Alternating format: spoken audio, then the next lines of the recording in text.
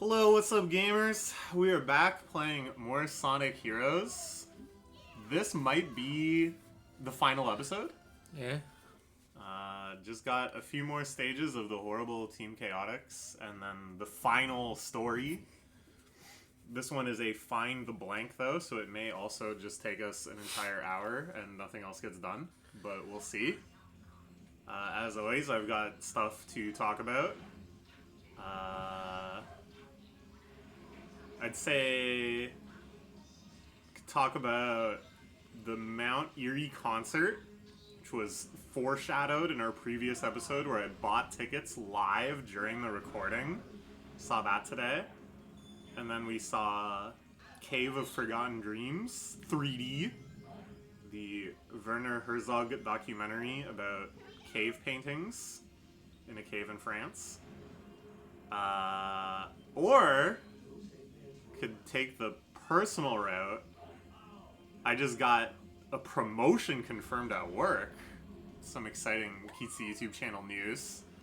If you thought, wow, she's wasting a lot of money on Pokemon cards, you ain't seen nothing yet. I don't know, which of those sounds like a good topic? Mount Erie concert and the movie. Alright, fair enough. Yeah, the Mount Erie concert was very, very good. Very moving. This is somebody I've been listening to since kind of my early teens. Somebody who's soundtracked a lot of pretty painful, pretty emotionally intense moments in my life. So it was pretty remarkable to see him actually in the flesh. I got a great spot. I lined up early. And since I'm very tall, I always want to be positioned way to the side, so I'm not in anybody's way, but I was right up against the stage on the far side, which was also nice because I could kind of lean up against the wall and watch. He performed for about an hour with a band. There was a backup guitarist who was an older dude in a baseball cap, looked kind of gruff, a little standoffish. There was a dude playing an electric sax that could replicate a number of woodwind type instruments. It was pretty cool. He was very energetic. He would really get into it and do these kind of improvisational, noisy flourishes and stuff. Really jammed on it. There was a double bass player that was a younger guy. He was also really good. And a keyboardist who is also kind of an older guy who was just kind of given a goofy grin most of the time. And I was oh, this must be kind of his house band or something. They were really in sync. At the same time, it was Phil was giving them a lot of instruction, more instruction than I'm used to in situations like this. At the beginning of songs, he'd be all right, well, I'm going to play the intro, and then you come in when I say this. Or you come in the part where you start making this noise or whatever. And I kind of thought that was a put-on. They probably know the set list inside and out. He's been touring for a while. But then he said later in the concert, yeah, we just formed this band yesterday. These are just friends of friends and stuff. We had never played before yesterday afternoon. And all we did was the start of each song to make sure we knew what we were doing. It was crazy. Really a lot of talent, I think, in being able to do that. And the songs, the arrangements and stuff were a lot more complex than I thought, too. I thought it would be quite a minimal show. I was expecting it to be totally solo, too, since he said before the concert that it was a solo show. But I think last minute they just realized they could put together this little band. And it was a lot of songs that were originally guitar solo. They had done arrangements for the full band. And I was how are they doing this? I think it's a lot of improvisation, and it felt almost jazzy in that regard. people were like improvising small flourishes and solos and stuff where appropriate.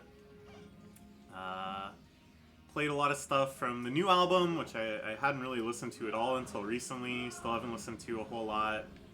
And then some stuff from A Crow Looked at Me, which is, of course, kind of his like second Renaissance album that got a whole bunch of critical praise and I think attracted a whole bunch of new listeners. And he played one song from Now Only, which is my favorite of his recent albums. Definitely would have liked to hear more of that, but I think that's like, in many ways, like the saddest one. Like A Crow Looked at Me is like pretty brutally sad, and it's all about the death of his wife and stuff. But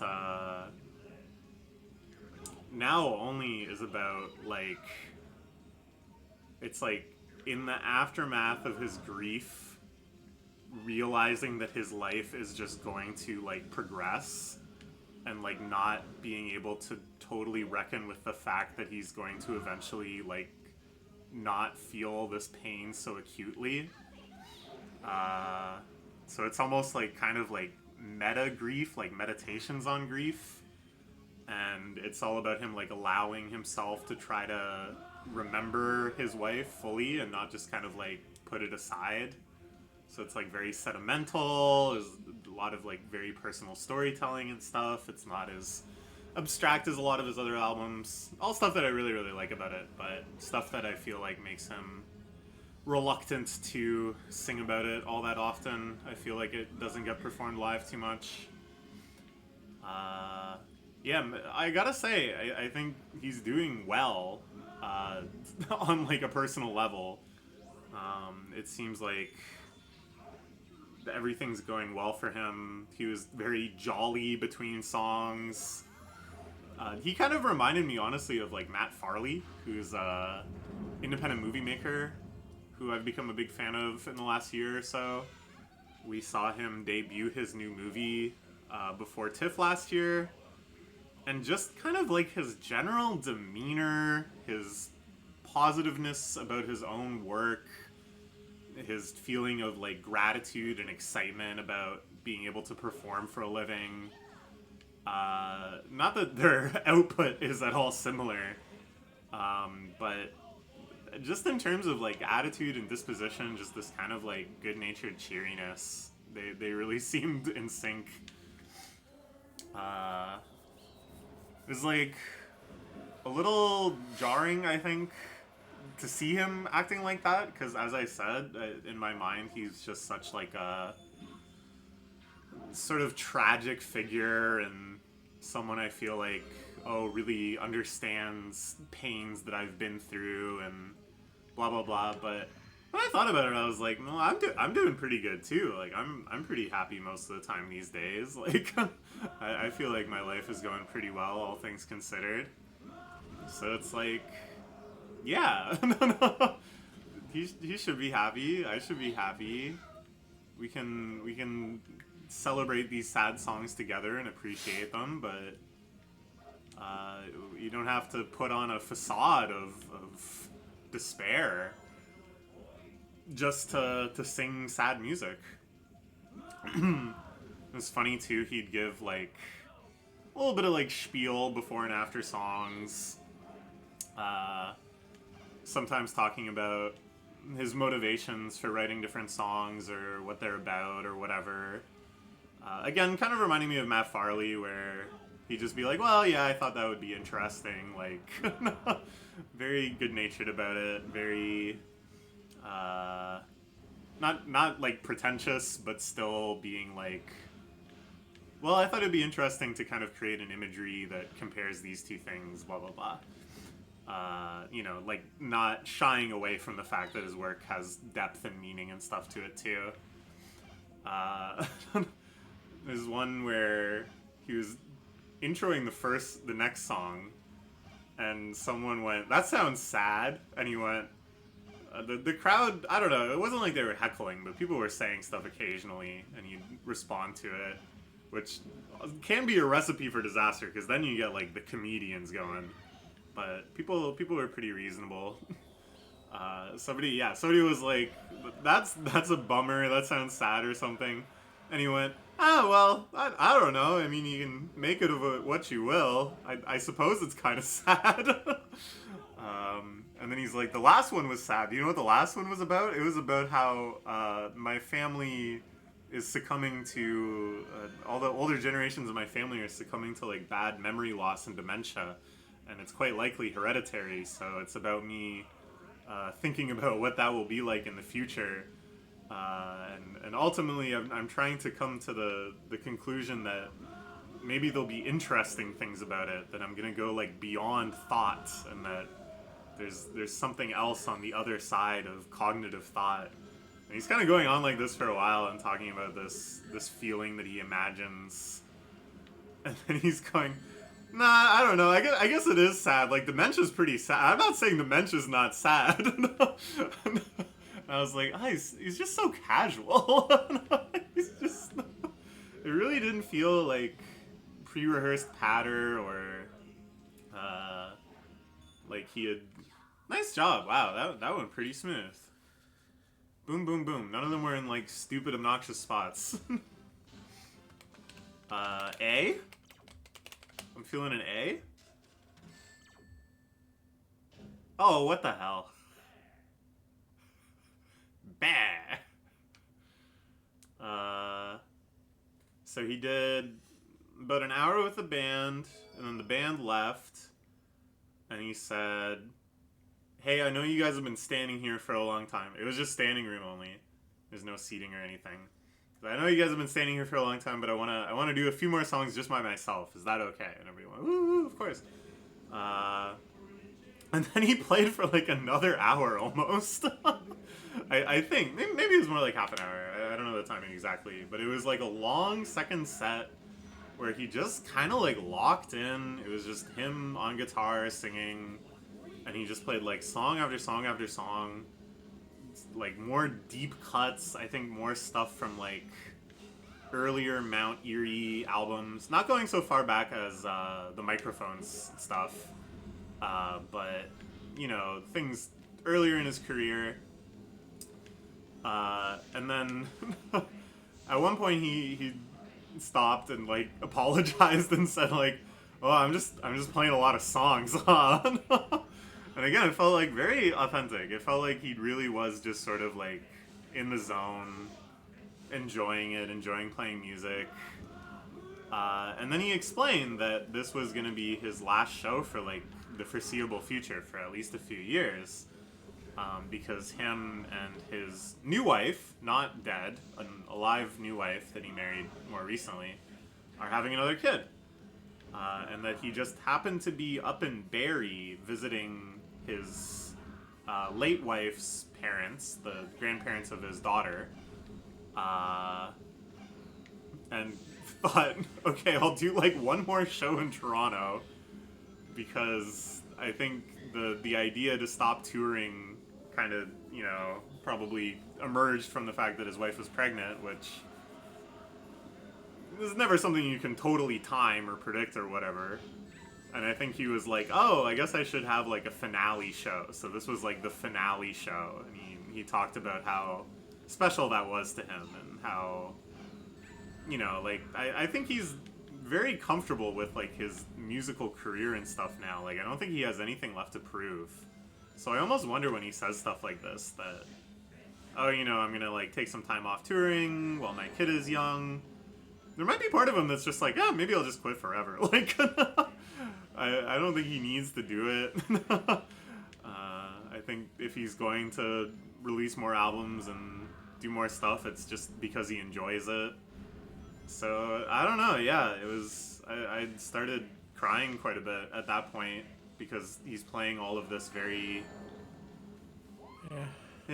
thoughtful, melancholy music, all introspection and contemplation about, you know, aging and death and what it means to have a good life and stuff, and just thinking about that in the context of him making this major transition and moving into a new phase of his life, and moving back to like raising a kid and not touring and maybe not recording as much. And it's just like, wow, like I felt like I was witnessing something so like intimate, something so profound.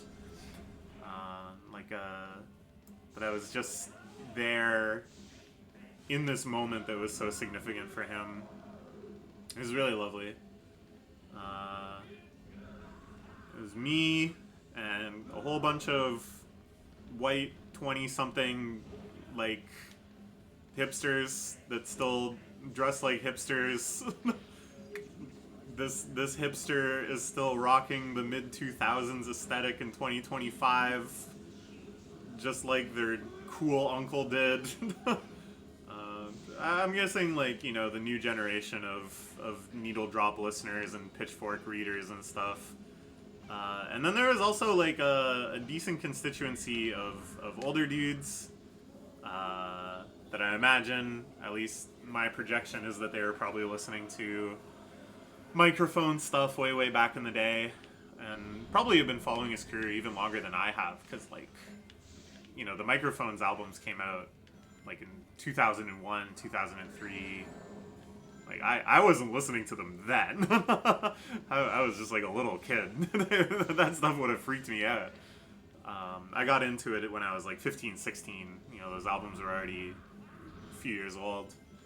So I imagine for them it was probably even more impactful seeing him come all this way from a disaffected youth, writing about how miserable he was, writing about how he wanted to kill himself, writing about never find love, never find happiness, to someone who has lived such a rich and full life and now sings about, you know, the bittersweetness of that and the transience of all of this, even when you've achieved, like, such happiness.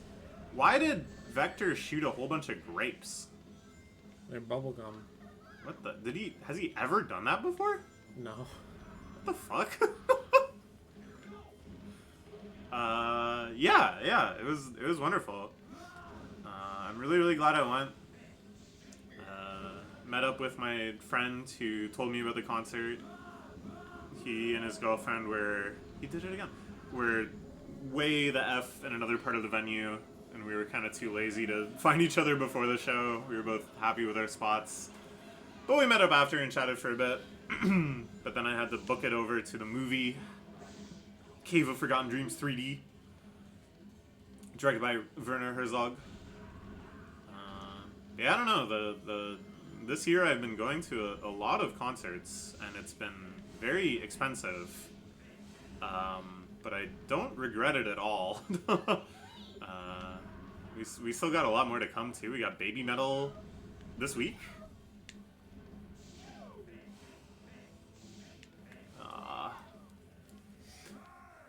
Yeah, Baby Metal's what, on Tuesday? No. Wednesday. Yeah, you're right. It's Wednesday. Of course I'm right. You know what's up.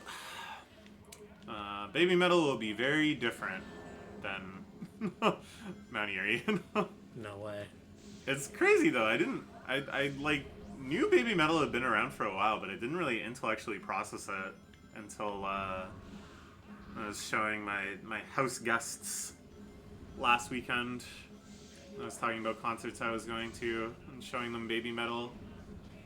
And I was like, first off, I forgot how insanely young they were when they started. They were like 12. It's like actually crazy. It's literally Baby Metal. But yeah, they've been at it for like 10 years now. Now they're like mid-20s. I think they're all still like younger than you. But they've just been at it for so long. It'd be like my age. I think they're around your age. Let me look it up.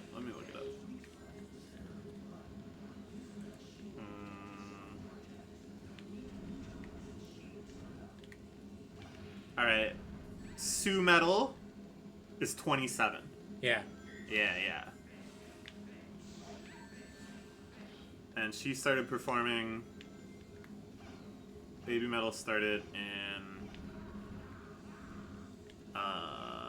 2010. So she was 12, right? Yeah. The math adds up. Crazy. Moa Metal is 25. Yeah. Wait, that's insane. So she was 10? Yeah. Wow, that's amazing. It's not just amazing that they made, you know, child stars happen, because that happens all the time, but the fact that they like thrived and they like completely like owned this entire concept and crushed it. Dude, Momo Metal is 22. Ah, but she joined the band later. Yeah, the Okay, other okay. one was, I forget. There's one who looks like exactly the same as Moa Metal, who was there at the same time and then left the band. Okay, okay. That makes more sense. uh,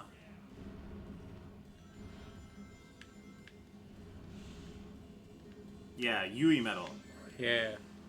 swapped out for Momo Metal. Momo Metal was originally a backup dancer. Yeah, this one, I'm very excited for this one. This is gonna be crazy. Put cigarettes out on my fucking eyeballs. You got this.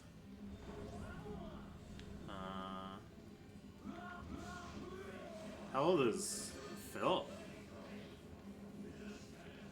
47. Been making music since the year 2000. Or having major releases since like the year 2000. Probably making music even longer than that. It's pretty amazing.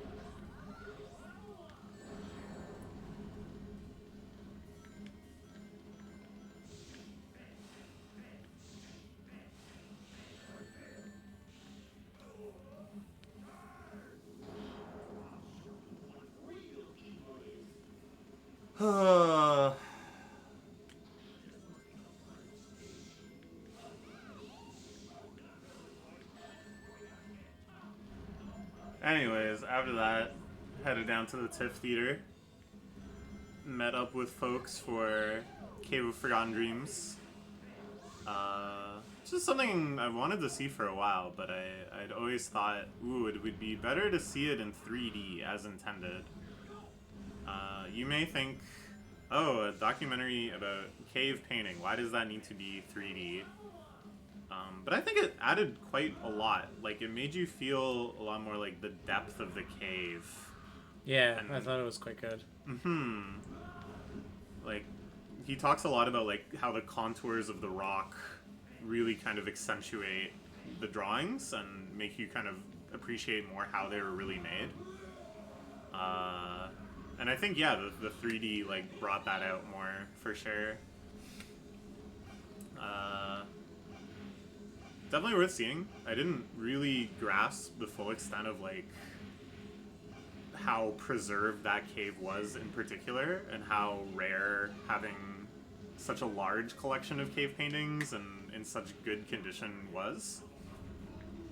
I could remember as a little kid, my grandparents subscribed to National Geographic, so there's like this big archive of National Geographics from like before I was born and stuff, or before I could read, and there was one all about the discovery of that cave that I remember looking at. Yeah, you're not doing that to me. Nice, nice. Got the ring.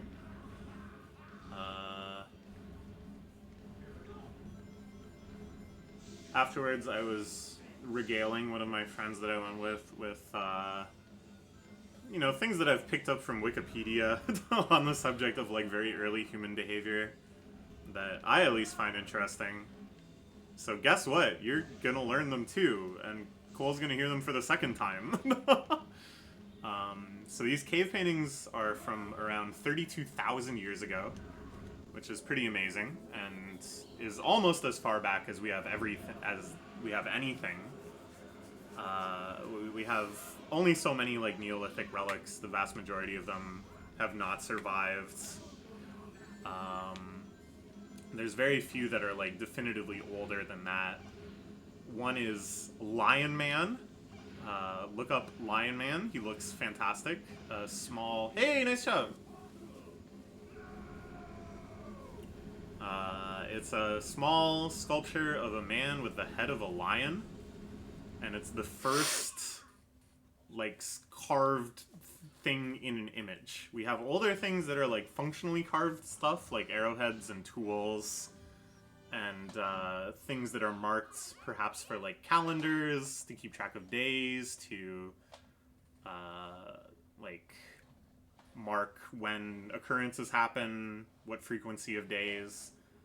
There's things that are speculated for stuff to be like that, but this was the first like artwork, the first thing that was produced with some sense of aesthetic and decoration, and that's about 40,000 years old. And they show Lion Man in the movie, or a Lion Man. I don't know if it's the same Lion Man, but they don't talk about how old it is. I don't know if it was because Herzog thought it might, like... Oh wait, I should be paying attention here. He was the dude on the phone.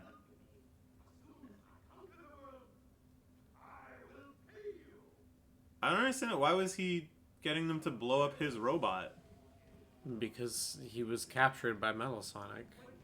Oh, I wasn't paying attention to the start of this cutscene. This is the whole idea. So Metal Sonic is the true villain. Yeah. Right. Has been this whole time. Ah, that's crazy, man. It's not crazy. We've known it since the start of the game. That shit's crazy, dude. Alright, are we gonna do final story? Yeah. Alright. I'm excited. And I'm excited to tell you more about Lion Man. Actually, that's about all I got on Lion Man. And then, to go even further back than that,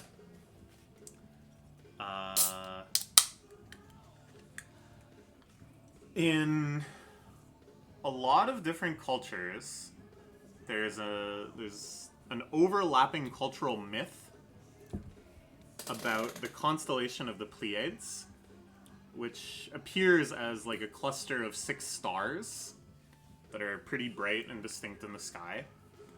And all these different cultures have a story about how those 6 stars used to be a group of 7, but then one was stolen away or disappeared, or various things happened to it. And it's kind of like, oh, that's odd, you know, but you can imagine maybe all of these oral cultures at one point, pre-writing, pre-history, did overlap, and that one story was shared around the world. But it's actually much crazier than that. That through modern astronomy, they've determined that there actually was 7 visible stars in the Pleiades at one point. And then roughly like 200,000 years ago, over many, many years, many decades, one of the stars drifted from our perception. Our position in the Milky Way changed such that you couldn't see the 7th star anymore. It was being blocked by one of the other 6. And it's like, oh, so that is a story that probably dates back to that time, to ancient humans, prehistoric humans, observing that in the night sky, night over night after night, that the one star was slowly being consumed by the other, that it was getting kidnapped away from the sky. And so it's thought to be probably the oldest story that we know of. That's perhaps the oldest like piece of culture that we know of.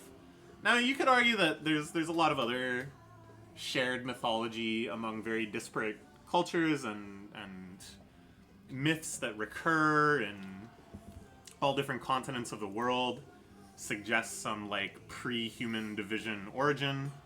But the thing is, like, human division, like the idea of humans spreading out across the planet, is probably only like 40,000 years old or so, I think is typically the estimate. The vast majority of like hominid history was spent in Africa, or prehistory. So it's like, even if there are things... Defeat Last Evil! Oh my god, it's Metal Sonic! Yeah. No way. So even if there were stuff that predates, like, human migration across the globe and is thus shared, which already is like disputable. It could be coincidence, it could be any number of things. It could be early cross-pollination. That would probably still not be as old as the story of the Pleiades. If other things are as old as that, there's no... Whoa! Oh shit, last! This is kind of crazy. I feel like it's like kind of surreal because we've just been seeing the same stages over and over again 4 times.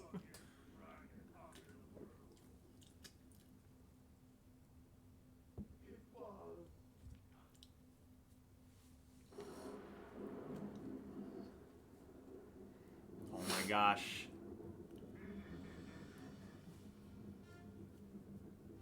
Whoa.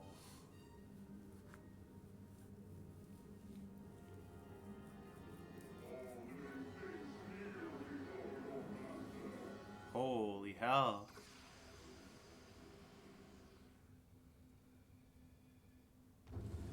Whoa! Good explosion.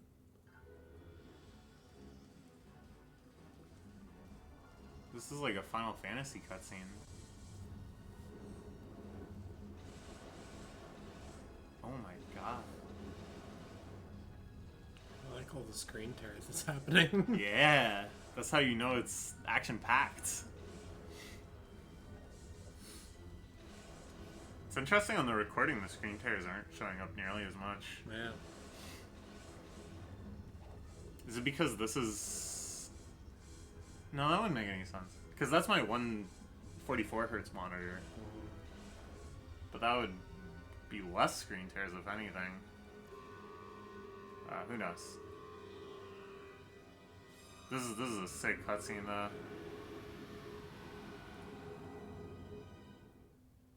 Alright, beat it up!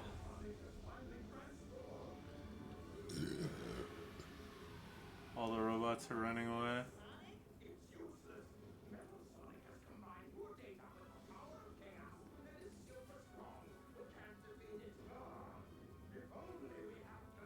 Oh shit!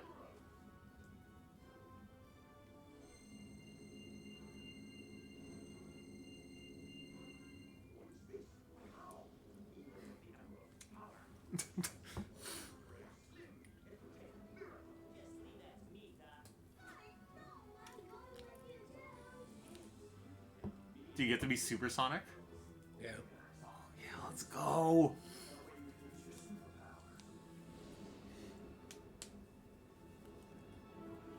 Did you see the Sonic Magic the Gathering cards? Briefly. I didn't take a hard look at them or anything. So there's a supersonic one.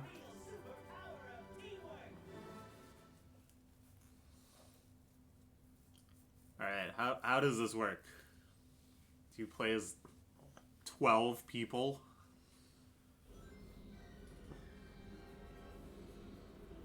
Mental madness.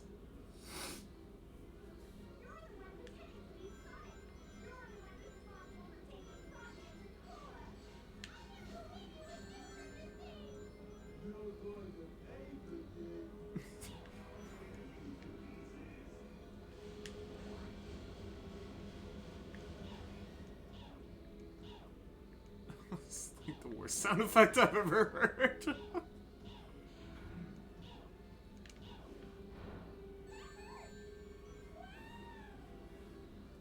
Alright. Alright, so another one. This is the oldest of them all. Is, I gotta look up the name.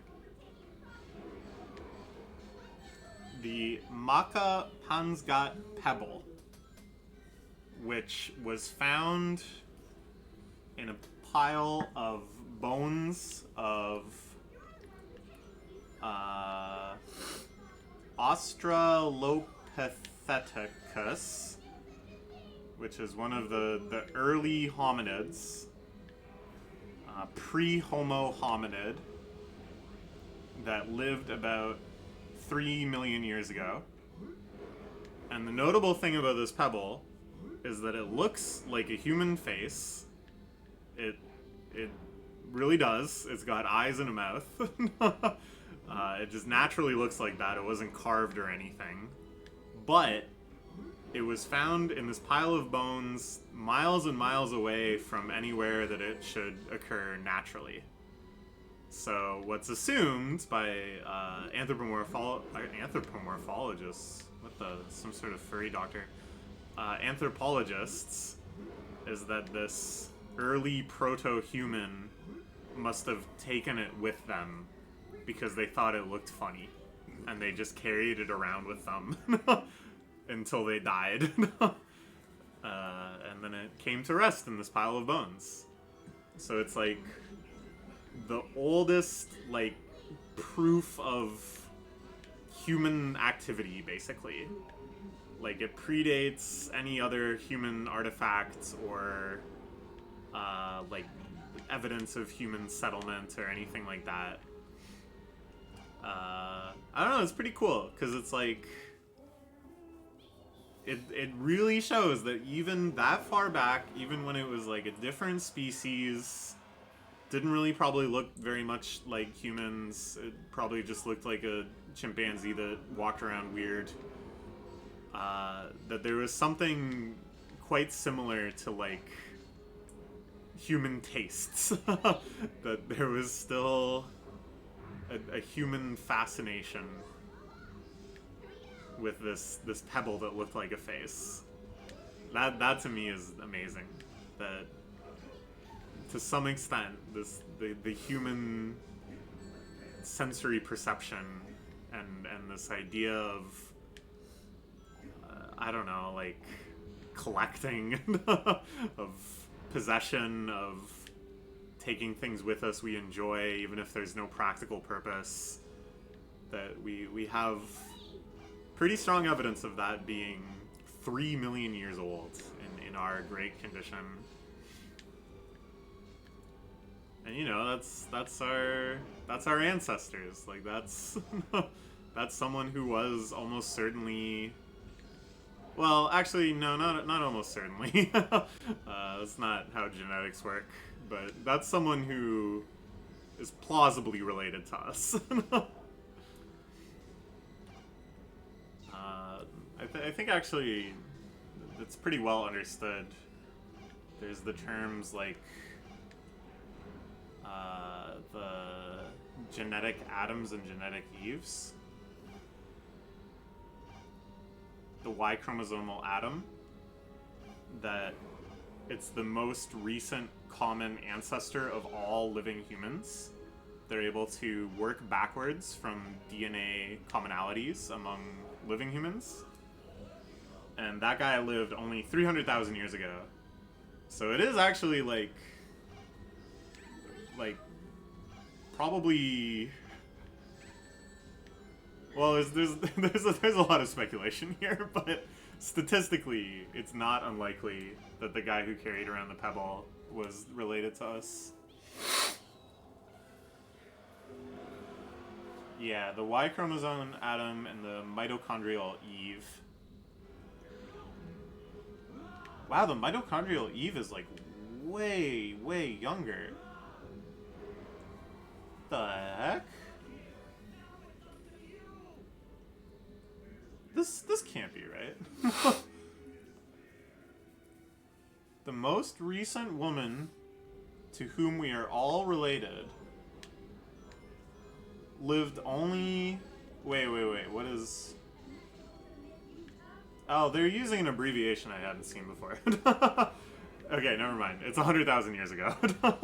I thought it was 100, like, BC. Okay, yeah, that makes more sense.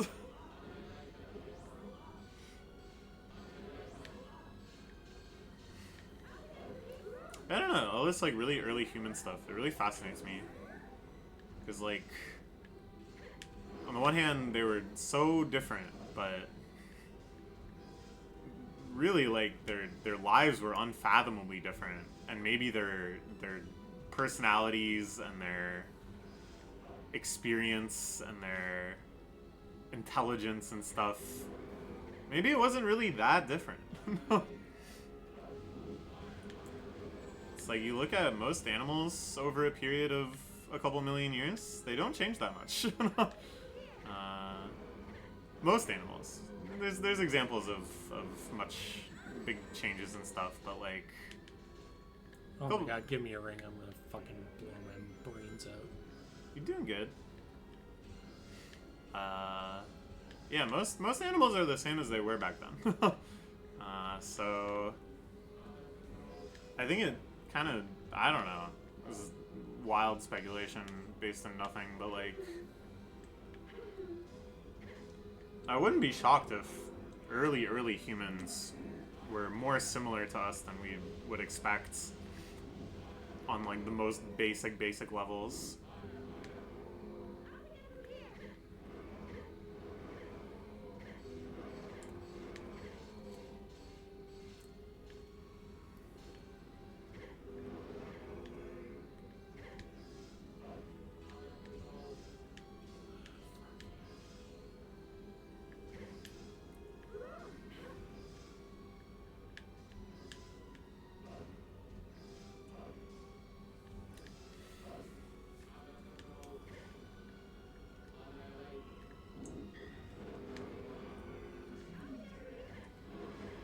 Nice.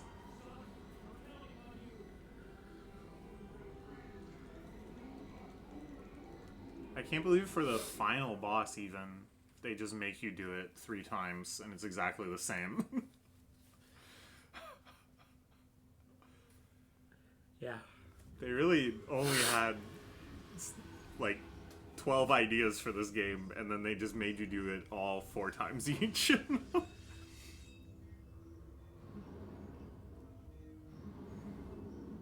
Alright. It's time. Dude, Knuckles has got big hands. I guess that makes sense. Oh shit. Sonic Heroes.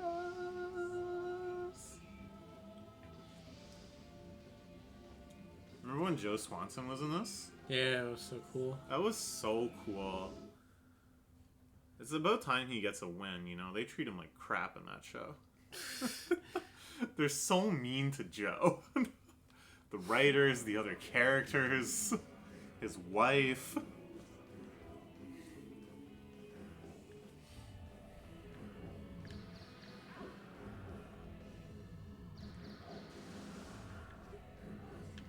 I feel like every Sonic game has this sort of thing where you're like trying to get close to the big thing that's just like barfing at you. And it's usually like the final boss. And what's crazy is this was also the final boss of Kingdom Hearts.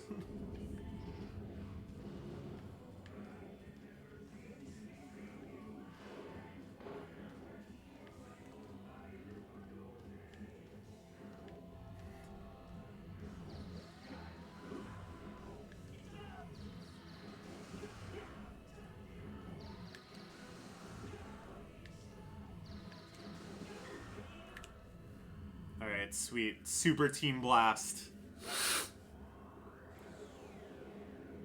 Oh shit. Oh my god. And you just gotta keep doing that, huh? Yeah. Alright.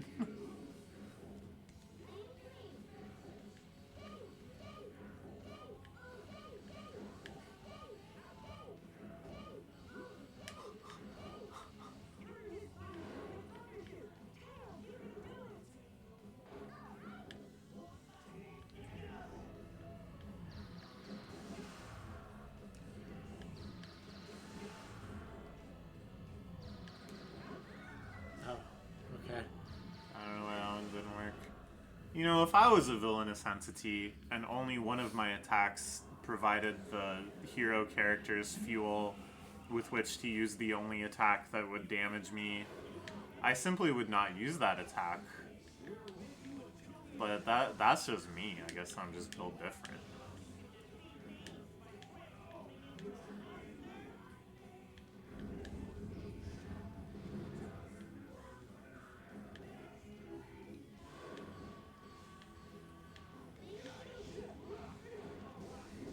I mean, don't get me wrong though. This is awesome, like conceptually. This kicks fucking ass. What's like going on here in spirit? It's a great Crush 40 song. Yeah.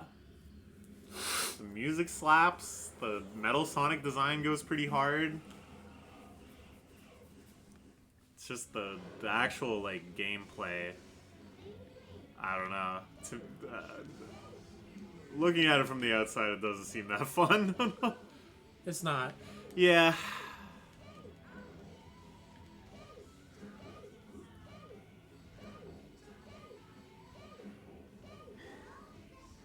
Alright, sweet. Got a Team Blast just from that. Nice. He kind of looks like a Yu-Gi-Oh monster. Like one of the blue eyes.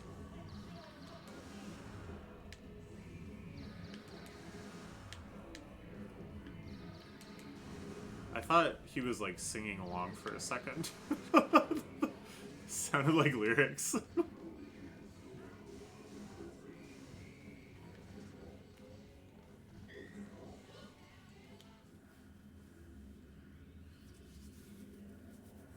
This cutscene is so strange to me too, just the way that The Sonic's music like quivering. completely drops out and Sonic looks like a gummy bear.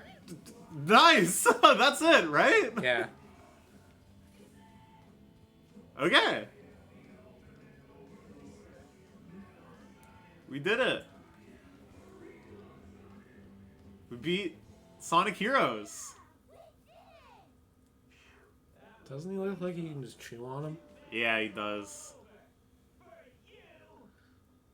He looks like he's called like 4D Lemon Sonic. How are you supposed to do that any faster? Alright.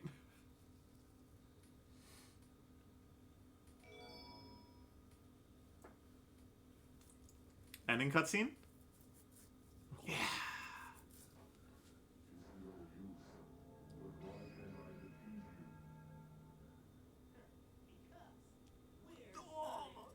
No way!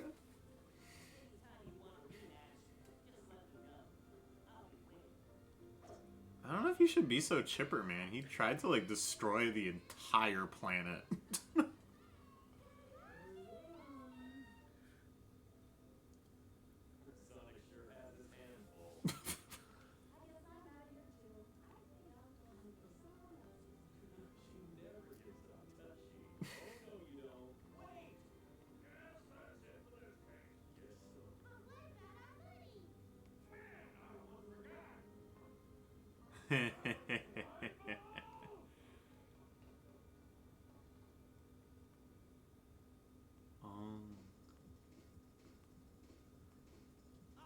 He has sympathy for his robot comrade.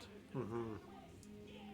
And Shadow, who also believes himself to be a robot, has misguided sympathy. Not yet, not yet. Oh. That's only in Shadow the Hedgehog that he gets gaslit into thinking he's a robot. Oh, Shadow is after this? Yeah. Oh, okay. I guess we gotta play that next. No, I want. Let's do Death Stranding. Wide street, floating that away, wide street, city day. Good stuff. It's the second time I've beat this game. It Nicely was done.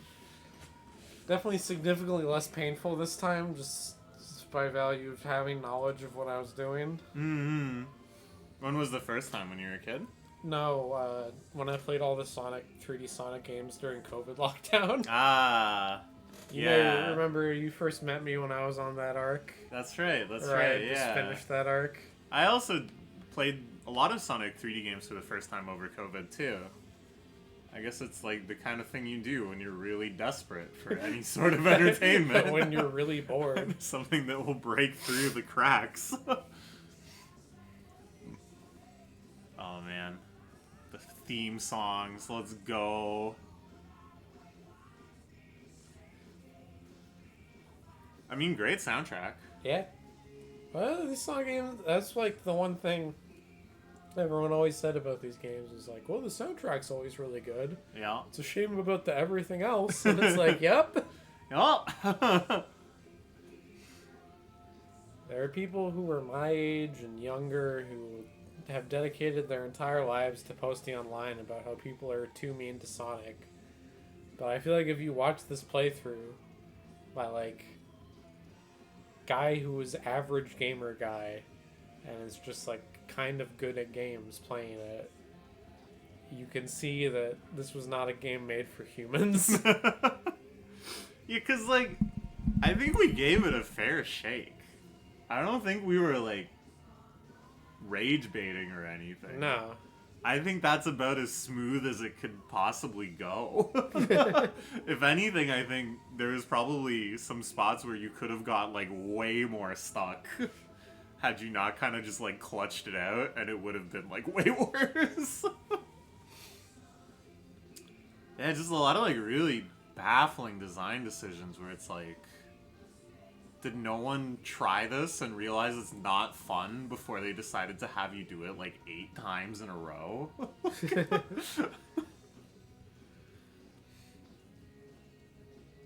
I really do feel like people actually go easy on Sonic.